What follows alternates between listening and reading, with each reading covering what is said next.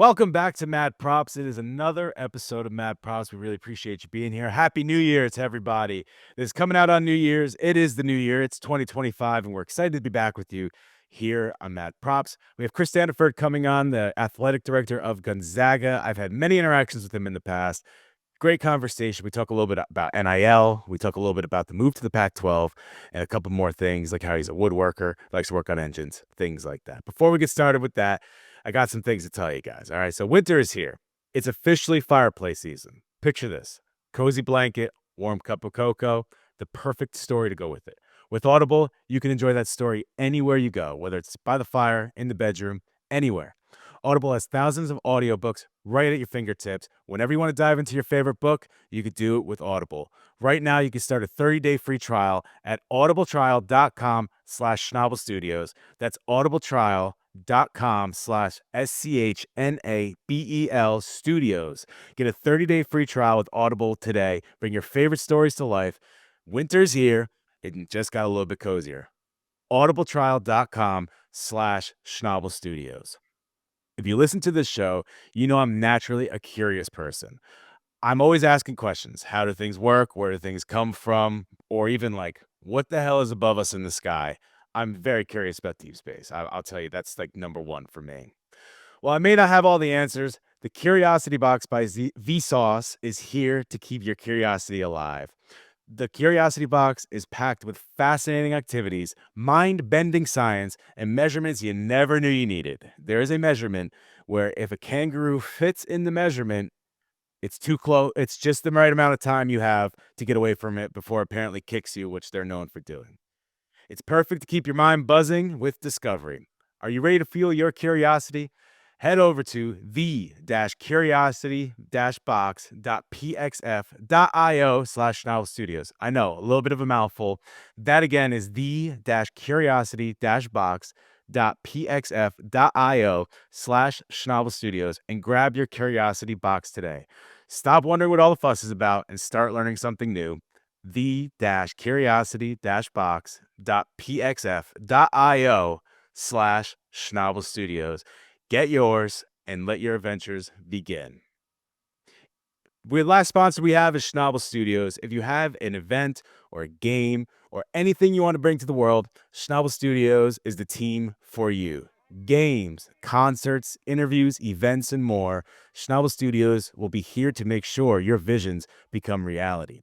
Head to schnabelstudios.com to see more, request a quote, and you can even see the people we've worked with and everything else we've done.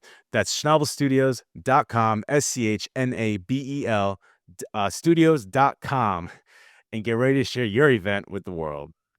This episode brought to you by Schnabel Studios. Head to Schnabel Studios YouTube page. That's youtube.com/@Schnabel Studios to catch everything going on with Schnabel Studios. Big news. Our podcast, Sketching Up, has finally reached over 100 episodes. Not only that, we're over the 120 episode mark. You're going to want to catch last Friday's Sketching Up and the one before that where we talked about the Superman trailer. Go watch both of those. They're excellent. You're not going to want to miss that. If you missed the last episode of Mad Props, we had Dallas Hooper, Babyface Grimm on, and we actually recorded that one in person, which is very different. We don't usually do that, so definitely go and watch that. You can see that on the Schnabel Studios page. On Christmas, we dropped a PJ Washington mic'd up episode, so go check that out. If you're a big basketball fan, big athlete fan, or just a Mavs fan, that was dropped on Christmas itself. Same day they played their Christmas national game. So go check that out. That's all at Schnabel Studios YouTube page, youtube.com/@Schnabel Studios. Everything is there. Go subscribe to it today. And you can also find this here if you're listening to it. If you want to watch us, go ahead and go to the YouTube page. Also follow us at Schnabel Studios on Instagram, Facebook, TikTok, and X/Twitter. You can also find us on LinkedIn, Schnabel Studios LLC. You can find this podcast at Mad Props Pod on Instagram and Facebook. Okay. Now let's get to it here. I'm bringing in producer Hannah. I gave her a choice. She wanted to go producer Hannah in to talk about something I've had on my mind forever. She's probably heard this story. Doesn't matter. She's going to talk about it with me here. So first of all, how are you doing? How's it going? It's your first appearance on here. I know. Hi, I'm Hannah. I'm one of Chris's interns. Yeah, excited to be here. Excited Works. to hear your story. Yes, I'm excited for you to be here as well, and I'm always excited for you guys to listen to my stories. For people that don't know, when we have our team meetings, I usually have stories that probably everyone's scrolling on their phone through. So it's great being the boss. You can just tell stories that people have to listen. It's fantastic. But so a big Orlando Magic fan. Again, people that are on the show, there's a jersey behind me. I went to go see them when they played in Oklahoma City. And that day was a little bit stormy. Now hate tornadoes. Huge, huge fear of mine. Don't know why. From New York, we never get tornadoes. Huge fear of mine. So they were saying there could be tornadoes. I'm like, should I even go? Like, I don't want to get stuck in one. They're like, no, you're fine. You're fine. You're fine. All right, I take off. Seems like I'm good. I'm going through, barely hitting any rain. I get about 60 miles out of Oklahoma City. The warning goes off. Tornado in your area, find shelter now. I probably turned completely white as a ghost. Like, I'm terrified at this point because I hate tornadoes. So I'm like, okay, I gotta find somewhere. I should say, like, it was bright as day, not a cloud in the sky, and then all of a sudden, boom, dark, pitch dark, 3 a.m. dark kind of stuff, terrifying stuff. So then I'm calling Mary, my girlfriend, and I'm like, oh my god, like, there's a tornado warning. I'm going to die. This sucks. And she's trying to calm me down. She was probably also freaking out at the time because there's a tornado warning. I'm in the middle of pastures. We're in Oklahoma, people. If you don't know, Oklahoma has nothing. There's nothing there, just pastures, fields. That's why there's so many tornadoes. Anyway, so a couple minutes into this tornado warning, I'm trying to find somewhere. I get a tornado emergency, which means the tornado is on the ground within, like, you're in the radius of the tornado. Like, you're in the path. It's here. You're there. You need to, if you haven't found shelter, nice knowing you, basically. At this point, I can't feel any of my limbs. I can't feel my hands, can't feel my feet. I'm like, I can't see straight. Mary ends up finding this little shack of a gas station. Like, I'm not even kidding. Like, it looked like it was built by paper. And I go in there. Luckily, I did not get sucked up by tornadoes. That's why I'm here today. Thank everything. And I go on my merry way. We find out 2 days later, the tornado was less than 3 miles from me. Isn't that crazy? 3 miles. 3 miles. It was on the ground. When I was pulling into the gas station, I was flooring it getting off the exit.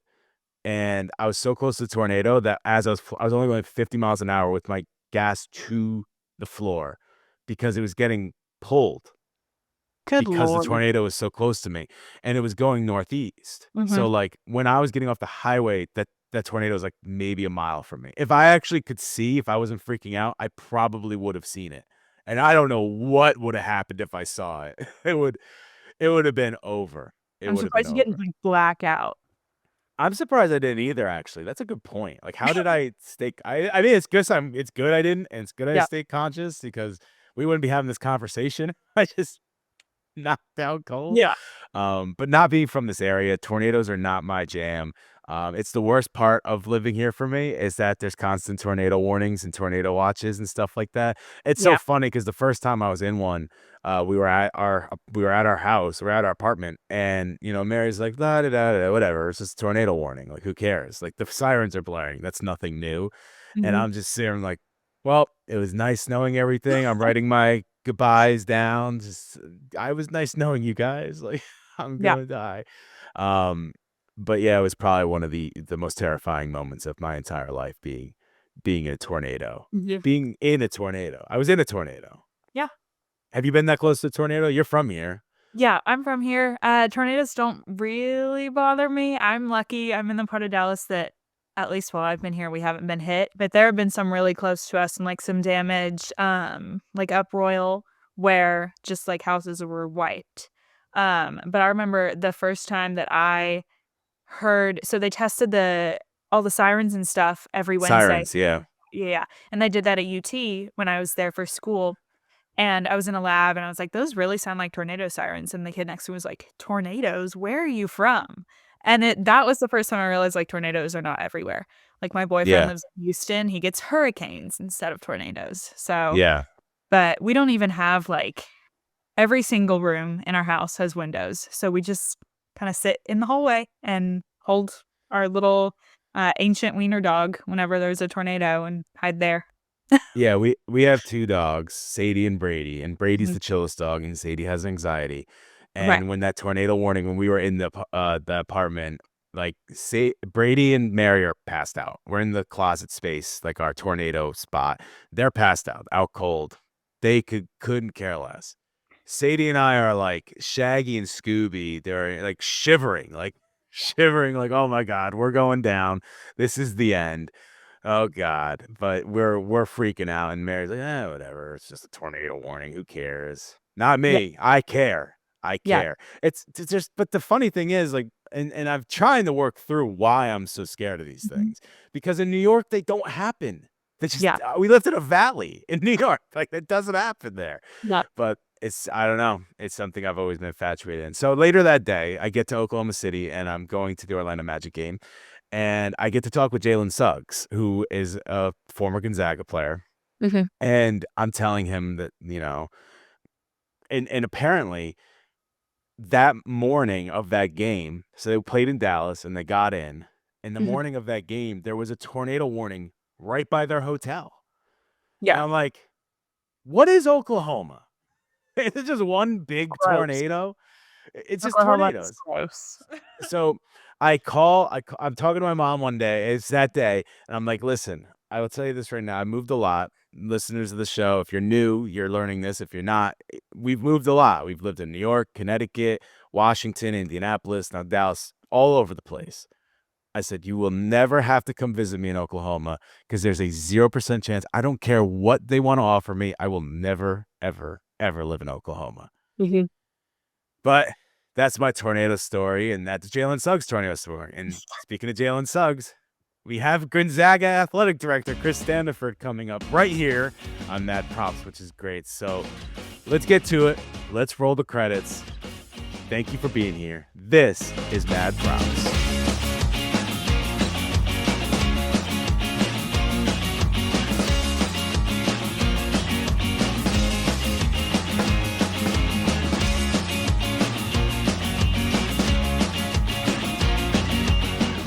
Welcome back to Mad Props. All right, welcome to the show.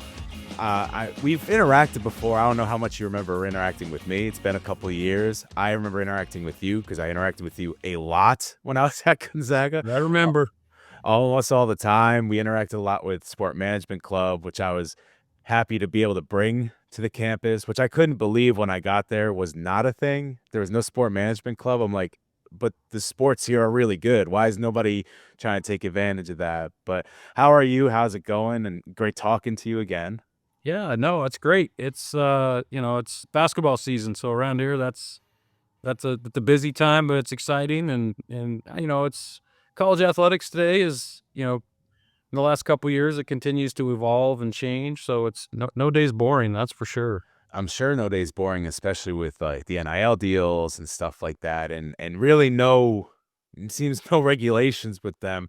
A friend of mine who coaches college football was telling me almost his whole team entered the transfer portal because they want to go somewhere where they can make a buck or two. How is that kind of affecting maybe not basketball, but the sports outside of basketball? Well, I think we all really wanna get to a point where there's transparency for the Hmm. student athletes so they can see what's really going on out there. I think they get a lot of bad advice these days, particularly, as the transfer portal comes around and opens up, they're making quick, uninformed decisions in a lot of cases, and it's disrupting their ability to set down roots and have a real college experience and meet friends for life, and the things that I think are really the transformational important parts of college.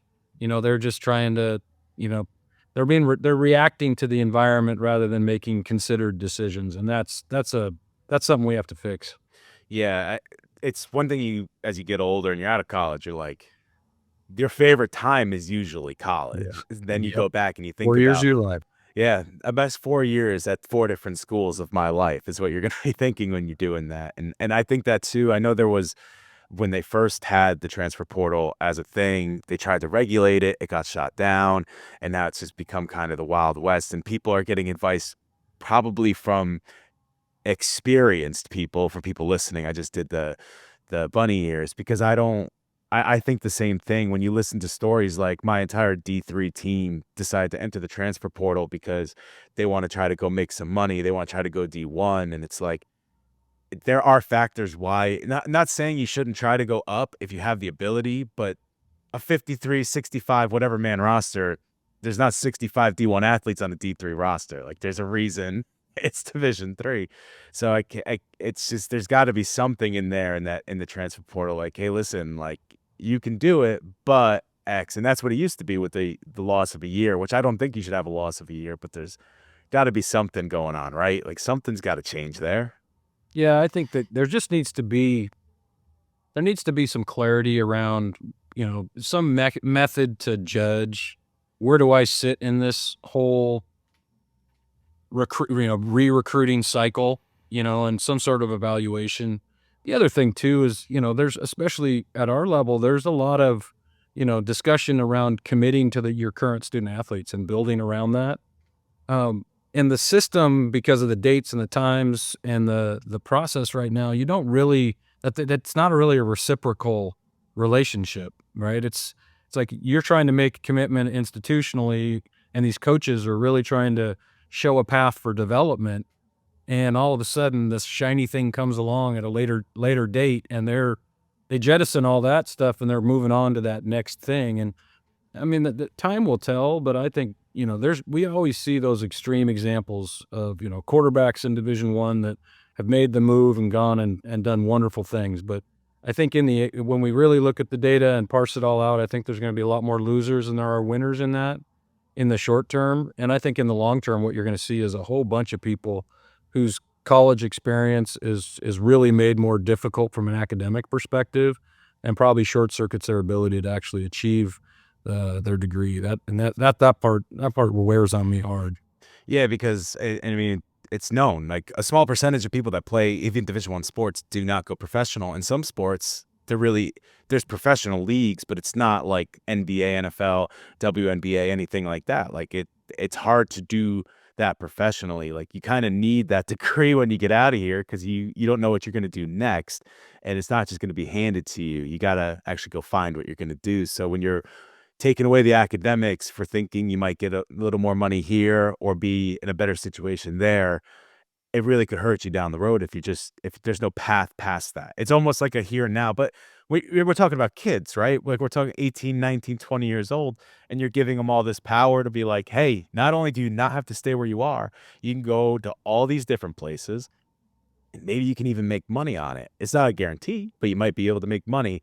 You're telling an 18-year-old they can make some money. Of course, they're going to want to go do it, right? Like, if I was 18, I was told I can go here and make money, I'd probably be like, sign me up. I'm out of here. Yeah. But it's the regrets down the road that are probably going to pop up, and what we don't want to see. Yeah, and I think it's also the long play versus the short play, right? It's like when you get old like me, you start to look at your life in a different way, where it's like, okay, what decisions did I make that had a short-term return that really set me off on a course that was difficult to recorrect from?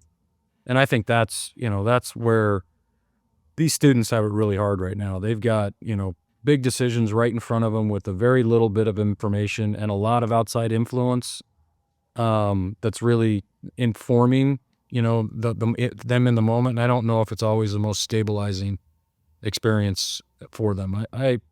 I'd say this every day to our staff. Our coaches have the hardest jobs they've ever had, and I think our students have the hardest experience to navigate that's ever been created for a student.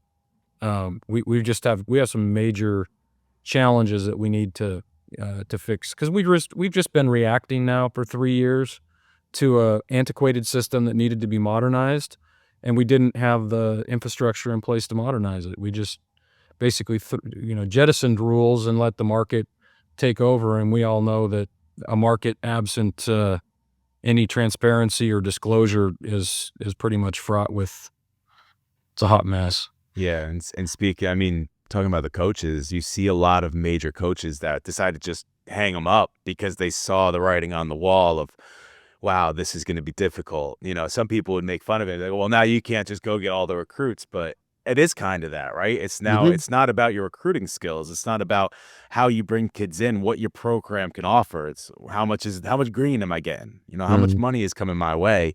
And it's basically free agency, who can offer the most, which boosters can offer the most. And that's a tough situation to be put in as a coach, because what you really want to drive is buy-in. Gonzaga has a big buy-in. Like, you're coming here, you're committed to winning, you're committed to out hustling, you're committed to a lot of different things, but you can't go sit on a kid's couch and say that anymore. It's more of like, well, what do I get? What do I get to get my parents? Where am I going to be living? Things like that. And it's just very hard to keep up with in that kind of situation. Yeah, great coaches are usually great teachers. Mhm. They care about developing human beings as well as players. And those two things end up working really well hand in hand. As you really grow people to be their best versions of themselves, they tend to be the best athlete they can be, and the team comes together and really achieves the most. If you go out, you start with John Wooden and work your way, through the history of great basketball coaches, but also football coaches. They tend to really care about, in deep, deep personal ways, they care about the kids they coach, and they care about what they end up when they're done. I mean, I know there's, those are the gold standard of all coaches, are those ones that really care deeply. And this system right now doesn't reward that, because you're not really given the tools to incentivize based off of, you know, human development, character development, academic success. It's simply about, hey, are you going to get me to the league or not? And how quick can you get me there? And I think that's okay. There's nothing wrong with that. I actually believe that that's a worthy path. I just think that when you enter into that, there needs to be those other, what I'll call it, collateral experiences that have the real, true formative um, opportunities for those students. And I don't think they're gone yet. I stay optimistic. I think we got an amazing basketball coach in Mark Few, and our basketball staff, Brian Michelson. They care deeply about these kids and their development, but they care about them as human beings. And I know that our faculty on campus are helping them through their academic journey. Um, it's just when it gets short circuited or disrupted that it gets really I think I come up with the word sad, but I don't know what else. I mean, it's kind of trite, but I'm disappointed for their future. When they make that move and don't get a chance to achieve their full selves here. And you've been with Gonzaga since, I mean, without being in school, because you got your master's there, you got your undergrad there, but you've been with Gonzaga since about 93, took over as athletic director a few years ago. Would you say this has been one of the most difficult things to navigate through, because of how little there really is to help navigate you through it? There's no real regulation or anything like that. Yeah, I think there's been more change in the last 3 or 4 years than there was in the previous 30, for sure. We had a relatively stable, predictable model that that we were working out of. There were, small changes or tweaks over the years, but um, we really had some radical changes that it not just disrupted, but it's the unknown that we live in right now that's particularly challenging. We're waiting for this House settlement to get codified, and at the same time, it might not. And who knows how Congress is going to react to that?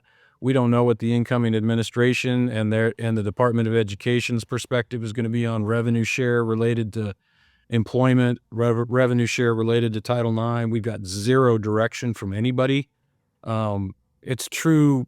I mean, from a leadership perspective, and I'll say this as a guy that's worked in the industry for over 30 years, we've done a really poor job of leading to this moment, because we weren't prepared for all this change, and yet we dove into it. And so some of that was pushed on us by the judicial branch of the government. They certainly have taken a different approach in terms of how they view college athletics.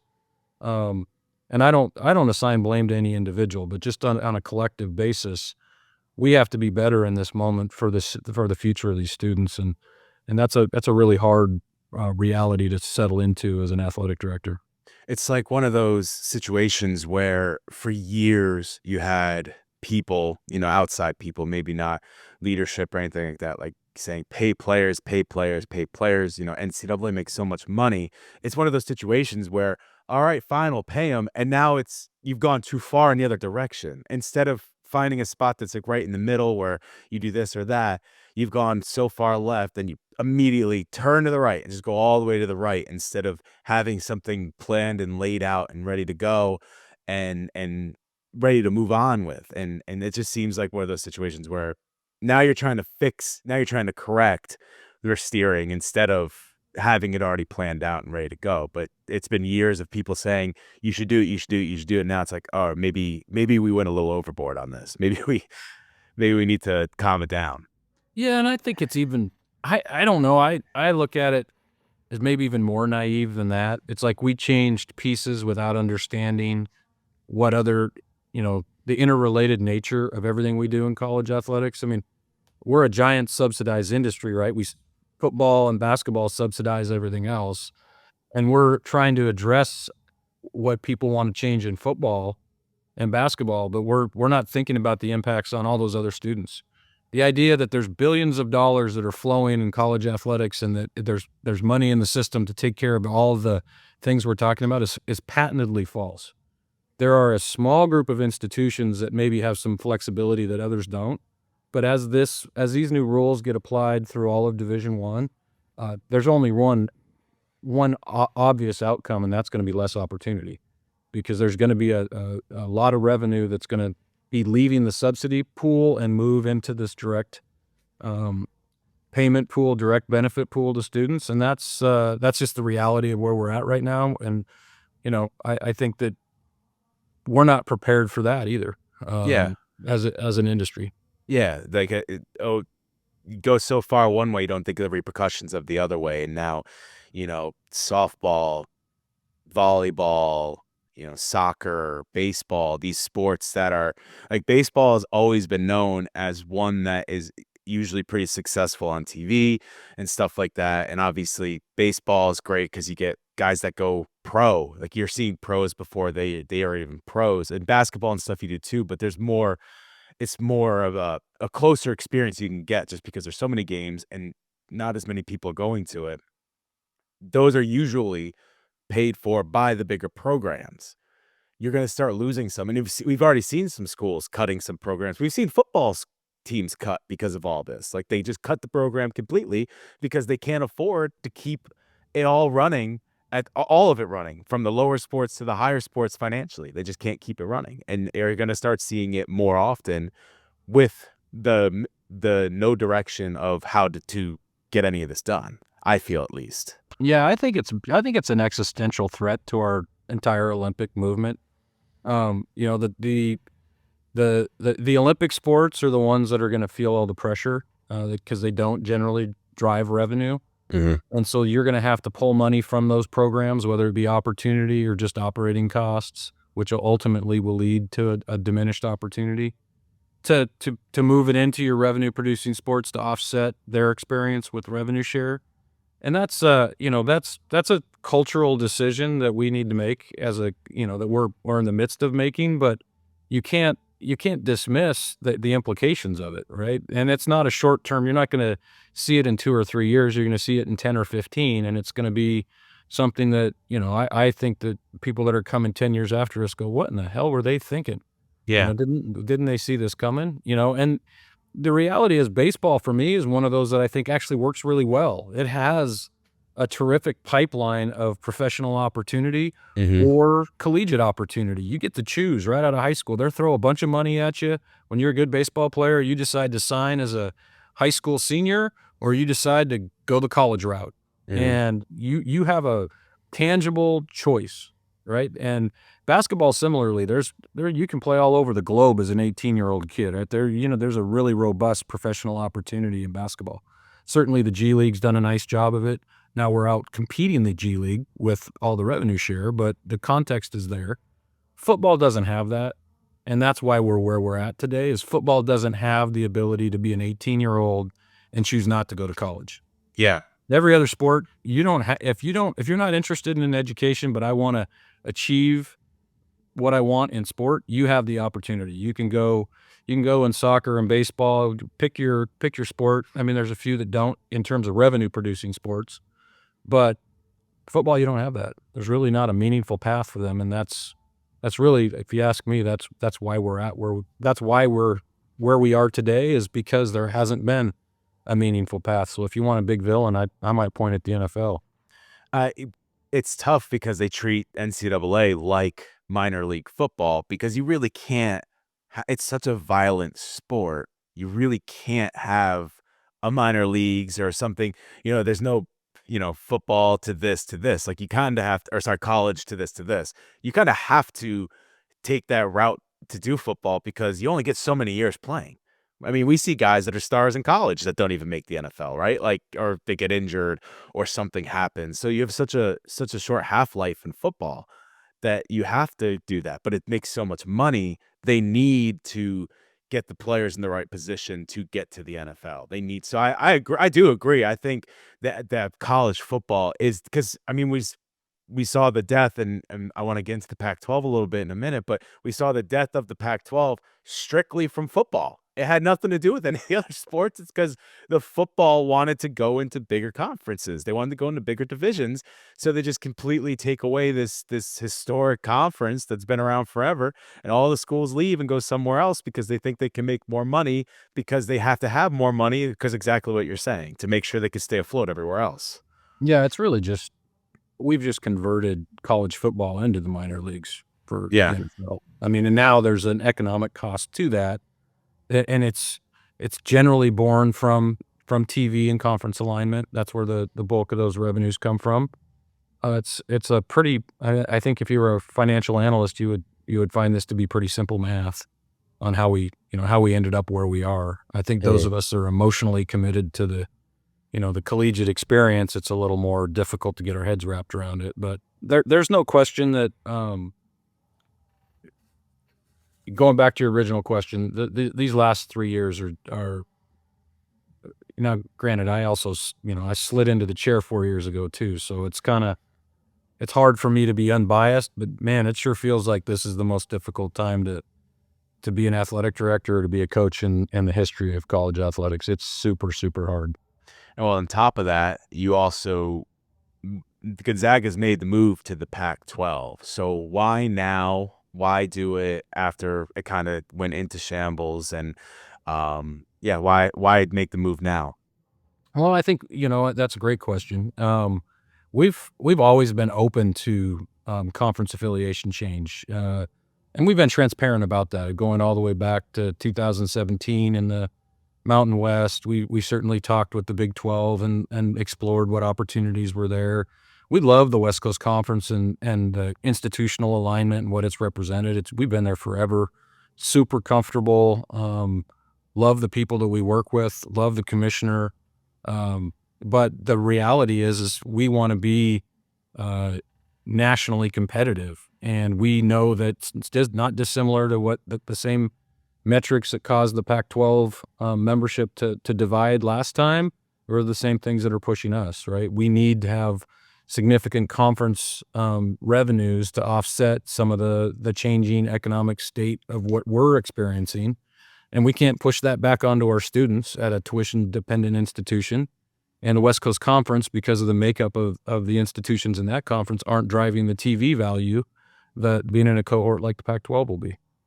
It's been a rumor because Gonzaga, they've said join the Pac-12 when it was a bigger conference with all the major schools. But it was said that because there's no football, they don't want Gonzaga in it. Is that something that was true? And why are they accepting it now? Is it because they really want to make a powerhouse, at least in basketball? I think it's really reflective of just how much the culture in college athletics has changed in the last 4 or 5 years. There's no question that the idea of a program that doesn't play football being associated with high-level football was just like, what? That doesn't make sense. But nothing makes sense in terms of what we've done over the last 3 or 4 years, in terms of the way we've organized ourselves and how we're going about revenue share and the response that we've had to really an unbelievable number of judicial decisions that have completely undermined the context of any sort of amateurism in what we do. So you have to change with that, right? You don't have a choice. And I think that when you have that much disruption and change, people look at everything differently and they see the opportunity. The opportunity was always there, but they see it differently now because the terms that they view it in are starkly different. So yeah, I think there's truth to that, but there's also, I'm not sure that the change is necessarily activated that this was a good choice. I just think that the way people viewed it has certainly changed. In the last 30 years, and I have to ask this question because whenever I say that I've gone to Gonzaga or something like that, I'm always asked, was there ever talk of bringing football back to Gonzaga? Is there talk now that they have the arena that's or the stadium that's now built downtown that can host it and stuff like that? Is that ever in the conversation, or is Gonzaga just good? I mean, they're one of the top, whatever you want to count on your hand in the country in basketball. And the other sports, by the way, for everyone listening, are very good. I covered all the sports when I was there. Tennis is great, soccer is great. Baseball have many draft picks. They have a couple guys in the majors. Alec Jacob, Brett Harris, Eli Morgan was just in the postseason. They got a lot of good players in all these different sports. But has it ever been a thought in even the last 30 years or more recently to bring it in? Yeah, I mean, you always evaluate, but it's never practical. I mean, certainly right now, there's nothing that we're doing in college athletics that leads towards expansion of anything. It's really, you trying to figure out how to consolidate to be able to survive. At the same time, you don't just want at a place like Gonzaga, especially the idea of wanting to be nationally competitive in something is paramount in any decision making, and the entry point to major college football is incredibly expensive. And the idea that we would be able to, I mean, just from a Title IX perspective of participation, we would be at. It's not just adding football. You have to add that 140 women to the other side of the ledger, and how many teams is that? What does that look like? And what is the what's your initial build out look like versus what's your long-term revenue stream look like as it relates to that, not to mention the infrastructure. So yeah, we've looked at it. It's a very quick analysis, to be candid. We consider ourselves very fortunate to be in the place that we're in basketball, and we find that in the current environment to be advantageous. Speaking of some of the things in downtown, Gonzaga plays a lot more of their big level games in the Spokane arena. What was with the move to the arena? I love the Kennel. It was one of my favorite places to be, especially in big time games. I love the atmosphere of it. So why bring to the Spokane arena? Is it so more fans can get in? Obviously, a Gonzaga ticket's a hot ticket. It's very, very tough to get in. Is it to get more fans there? Is it get the community more involved? Or is it just because it's a bigger arena downtown that just makes more of a hype? Yeah, one of the great secrets that we have is the community support that we receive. Right, it's Spokane lives and breathes Gonzaga basketball. They're incredibly supportive of what we do. Our student athletes have done an amazing job of embracing our community as well. And so for us, we see the arena as a opportunity to expand and reward those people that aren't able to come into the season ticket base. We just resat the building for the first time in 21 years this fall, which was a big heavy lift. But we still have a significant wait list to get into McCarthy. So we're happy to bring at least a game a year downtown to create that opportunity and be able to bring something to the Spokane community that's more than just the season ticket base or those that don't want to watch on TV. Is it in the discussion when you're talking about playing a major school, you're doing a home at home? Do they ever say like, I'd rather play in the arena than the Kennel? Because the Kennel is not an easy place to be. It is loud. The fans are right there. There's no space in between. Do you ever get that? Like, hey, I want to play in Spokane, but I don't know if I want to play it at the Kennel. We used to. I don't think we get that as much anymore. I think that's a lot to do with Coach Few and the relationships and the reputation he has with coaches that he chooses to schedule with. Very, very successful in terms of getting high-level home and homes. And frankly, it's more about, I think in some cases, that we've engaged the Seattle community as well, right? So we try to play a game a year over in Seattle as well, and those games tend to be neutral because or some combination thereof. Like we played UConn there last year, but then we played UConn in New York City this year. The Kentucky home and home's the Kentucky deal's a 6-year deal. And, they were in Seattle this year. We're back in Nashville next year.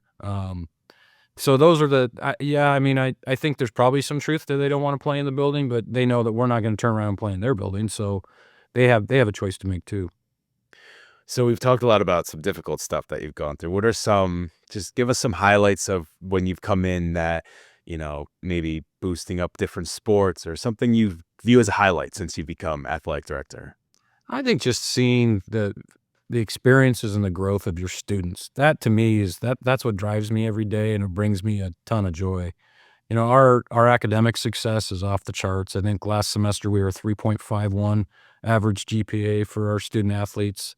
Um, and seeing the pride when they walk across the stage at graduation, that's emotional. It's a real connector. These are the same kids that are winning championships. They're going out there and achieving what they can athletically and academically, and I can't tell you the admiration I have for that combination. Super, super hard to do. But I also am equally as impressed and engaged with them as leaders, right? Through our student athlete advisory committee, talking with our students, hearing for their voice in terms of what they want for their experience. That's been a highlight for me too, to learn from students, to be able to hear, in a really contemporaneous way, what they're seeking in their experience at Gonzaga, and then allowing us to adjust and make sure that we use the wisdom of experience to help shape, but also listen to the fresh ideas and perspective to maybe challenge ourselves to grow and get better. So we've talked a lot about NIL, and when you're not doing NIL and you're not switching conferences or any of that, what are you doing in the free time that you're given? I don't know how much there is. You seem like a busy guy, but how much free time and what are you doing? I tend to go away from people. I love to regenerate a little bit. I love to tinker. I like to build things, and I like to go. I have a shop that I like to go disappear in and maybe tear apart an engine or do a woodworking project or something that would give me a little bit of just allow my mind to clear and focus on something that's outside of the athletics world. Is that something you've grown up doing? Like, were you around cars? Is that why you like to build them, or is it something you picked up along the way? I think my wife would say generally because I'm really cheap and I don't like to pay people to do other things. YouTube's an amazing tool to teach you how to fix anything. It's crazy. But Anything. I'm a little bit, I'm a little, uh, I really like to accomplish things that are tangible. I like to be able to have tactily just have something that you bring from broken to fixed or from raw material to finished material. I don't get a lot of that in my workday, right? I'm really dependent on the talents and the leadership and the efforts of others to achieve. I get to experience through their successes. But I don't actually get, I don't, I'm an old facility guy, as you know.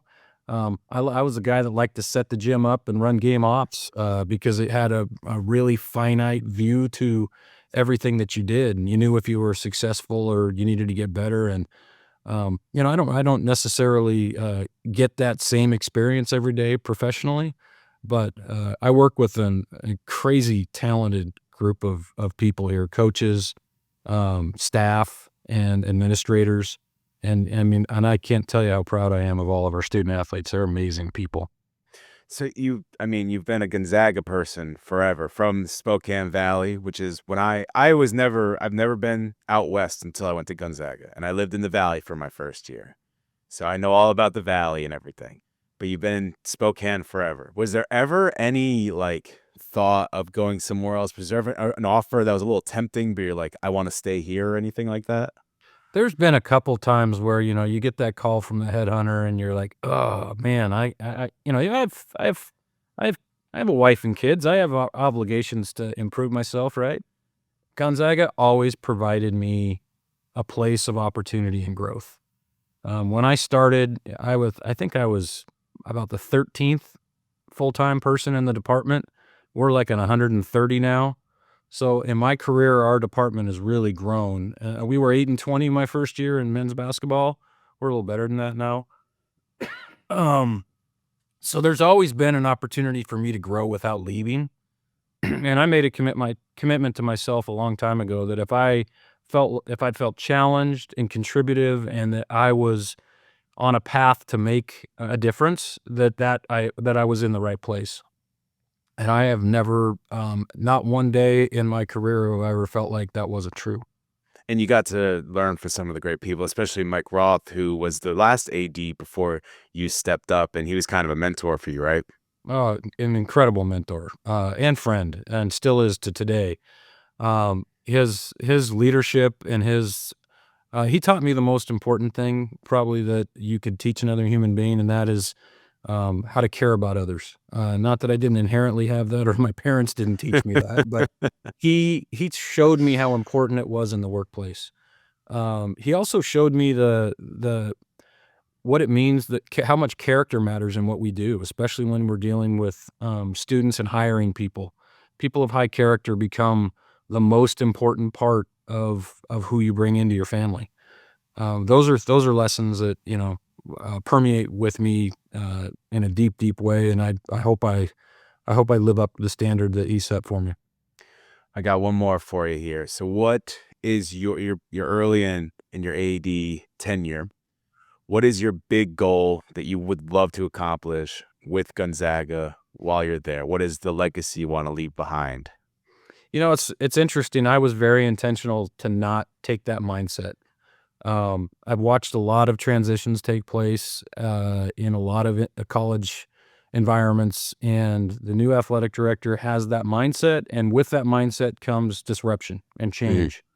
I wanted to have subtle growth. My view was I've inherited something, a responsibility for something that's performing at a high level. My job's to make it 1% better every year. It's not to disrupt or not to change and not to make it about me, because I happen to take this opportunity on at a time in my life where there's not enough years in my career to make it about me, but there's enough time to make it 1% better every year. And that's been my goal. Thank you so much for joining us. We really appreciate you being here.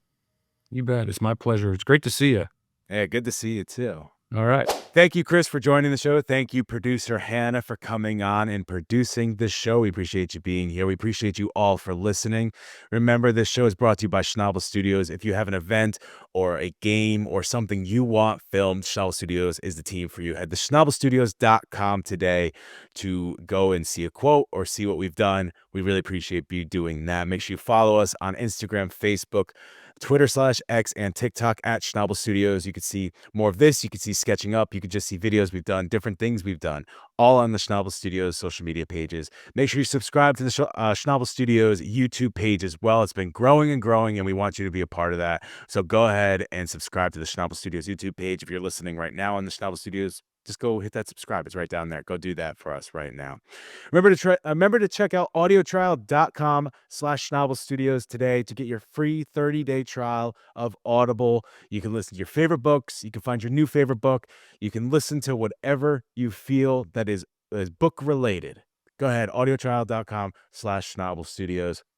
And I will look off screen for this one, but make sure you get your Curiosity Box by Vsauce today to fill your curious mind. It is the-curiosity-box.pxf.io/Schnabel Studios. Remember, Schnabel Studios is SCHNABEL Studios. Go ahead and go there now so you can get your Curiosity Box. I can't wait to get mine there. I'm getting a Curiosity Box, and I'm going to make sure everybody sees it for the rest of the time because I'm so excited, so pumped to see that. Make sure you check out The Last Mad Props with Babyface Grib. Make sure you check out Sketching Up. We've had a lot of really good episodes recently, including our holiday episode, so go check that out. And make sure you head to the Schnabel Studios YouTube page and check out PJ Washington's Mic'd Up. That is it for me. Thank you all for being here. We really appreciate you for being here. Come back again next time. We have a lot more good guests coming up. I'm telling you, they're perfect. You're going to love them. If you love this one, you'll love them all. All right. See you later. Thank you for watching. Thank you for listening. This has been Mad Props. See you later.